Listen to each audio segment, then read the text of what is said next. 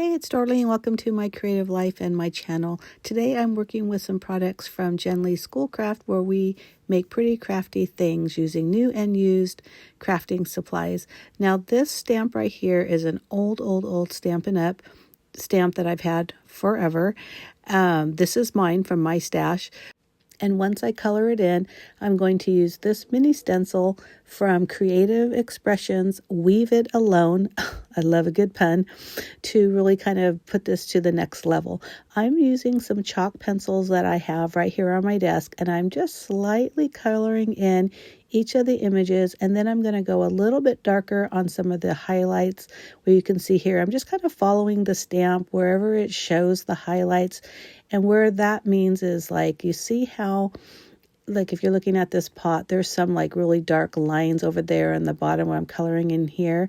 That's where I'm kind of following, where I'm pressing it a little bit darker just to give it a little bit of dimension, and also under certain areas just to give it some shadow. Nothing major, just kind of fun coloring. I would never call myself a great colorer. I do okay. But for what I'm doing, I'm just kind of adding the colors, like I said, light, and then I'm going to go a little darker in some areas. On the flowers, I'm basically using the red, but then I'm adding a little bit of orange just to give a little color difference. Look at, no big deal. Anybody could do this, but I'm just going through it really quickly because this is not a video to show you how to color. It's just a video of me coloring in the image. So again, very simple. You saw me in the beginning. I stamped it as well on a Post-it note because I'm going to use that as a mask, because I do want this Weave It Alone stencil to go all around and in the cracks of this stamped image, but I don't want it to cover the stamped and colored image. Right now I'm just using my fingers to just kind of blend that chalk a little bit around. I think it kind of gives it a shadowy effect, and I absolutely love it. It does add a little bit too when I add the stencil, and you'll see in just a minute. So I'm going to pull out my sticky mat in just a second and put this piece of paper on that sticky mat, which I'm going to use again to stencil. Now I'm not worrying about the little grass because it's so thin. It's okay if I get a little stencil over the top of it. But if you've never fussy cut anything, basically you keep your scissors kind of in the same position and you move the paper around. And you can tell by what I was just doing on how to fussy cut, or the easier way to fussy cut. So once those images are covered with the mask, again, I'm putting it on my sticky mat, and then I'm going to put the stencil both on top of the paper and also overlapping the paper and onto the sticky mat, so it kind of holds it there in place as well. I'm just using a really light blue and a paddle brush, and I'm just going to town at this point. And I'm going to move this stencil around just so I have a full coverage of the entire sheet. I am going to trim this down a little bit, but for now I'm just going to cover and put the stencil all over. No big deal. Super simple, just very light. I'm not looking for anything crazy, but it does give a look of sky, which I also like. That's the reason why I chose the blue. But look at how fun this is. Just very, very simple, very, very easy, but such a wow factor. And you're going to love what I end up doing with it. Now, once I remove the masks, you can really see how I got in those cracks and everything without actually getting it on the stamped image. So fun. So I am making a fun fold card, and I'm calling it an extra flap card. I don't know what it's actually called, but you're going to see me put that together right now. Now for dimensions on the cards, you can go to my blog and I'll have all the dimensions there. I'm going to try to remember what they are off the top of my head, but don't hold me to it. So this piece is 5.5 by 10, and I'm going to score it at 4.25 and 8.5. So that gives me a regular A2 card with a little bit of a flap here. And then I'm going to get another piece of white cardstock, and this is 3 by 7.5, and I'm going to score it, 3 by 7, and I'm going to score it at 3.5. So basically right in half. That's the extra flap that we're going to be putting that stamped and stenciled image on. So basically I'm just folding this over using my bone folder to just really have those crisp lines. And you see how it's a regular A2 card plus that one little flap there over on that right. And then this little flap is going to go right on top of there, so you have an even extra one. Super, super fun. Very easy. Now, I also have some pattern paper that I thought coordinated very well. They're just some very simple hearts, and that's cut at 4 by 5 1/4, and there's another one at 1 1/4 by 5 1/4, and that's going to cover the front of that flap, just like that. Super. Once that's all adhered, I am going to fix the extra flap and figure out what I'm going to do here. Now, I did cut a smaller piece of white cardstock because I'm going to stamp the sentiment on that. It's going to go on the inside of this little flap.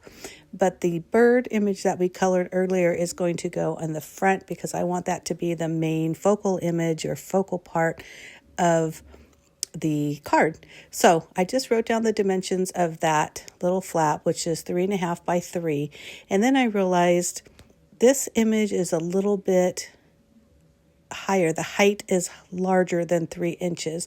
I mean, I could cut it down to 3 or less, but it just doesn't work. So what I did is I cut it 3 by 3.5, and I thought, well, I'll just put it down there with no border or anything like that. But the more I looked at it, I really like a border. So I am going to recut this little flap. It's not that big of a deal. So I did the math because I wanted it to be 3 3/4 horizontally, and then the height to be at least 3 1/4 because it, it's adding a 1/4 inch on all those. So that means it's going to be 3 1/4 by, what did I figure, 7.5, something like that, or 7 3/4. But hey, whatever it is, I end up, it's wrong because you'll see when I put the bird on there, I need to cut off an extra 1/4 inch. But again, if you stick to the regular measurement of the 3 by 7, it works out fine.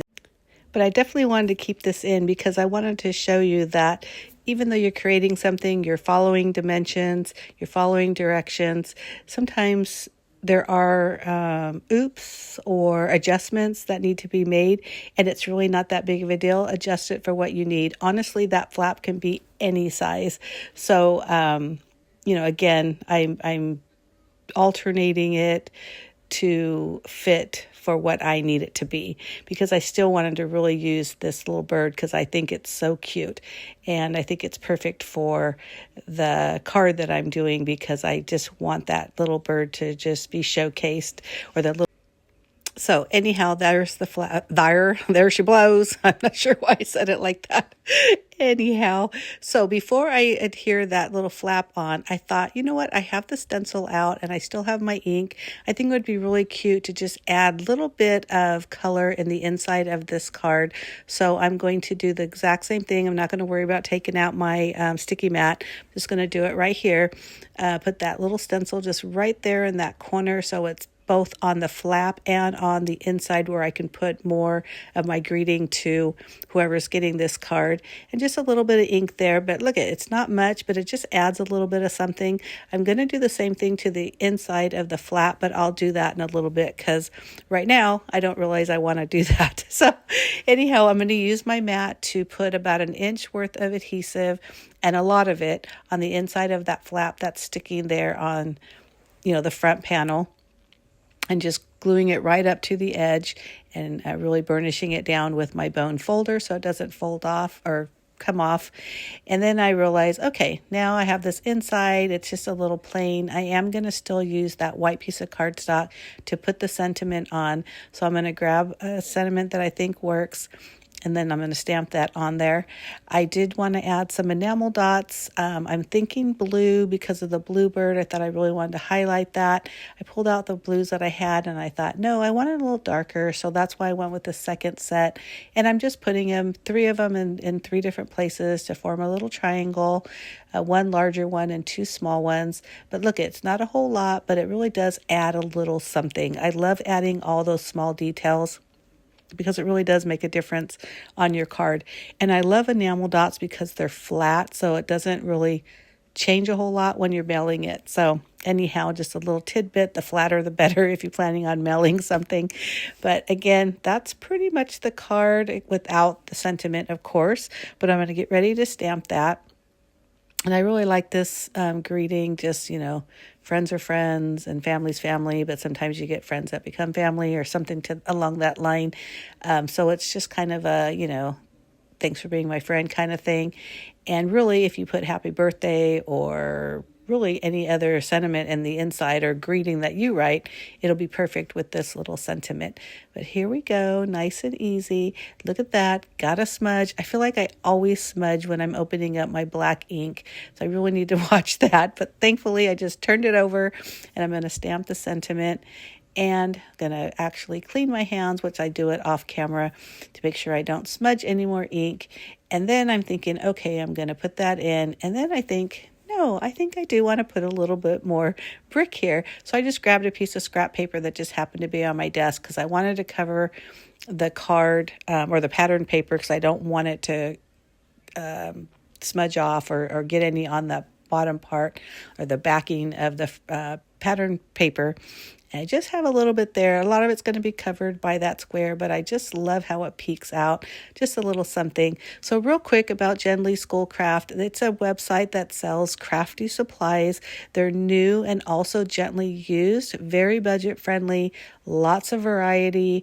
I'm talking dies, stamps, embellishments, there's so much, flowers, enamel dots, just everything. And the nice thing is they really are budget friendly. It's not a big warehouse store, so if you see something, you better check the quantity because it may not be there later. So definitely check them out. And there is a discount code. Look at the information box and you can get 10% off your order. Thank you so much for watching. Make sure you comment, like, and subscribe. Bye.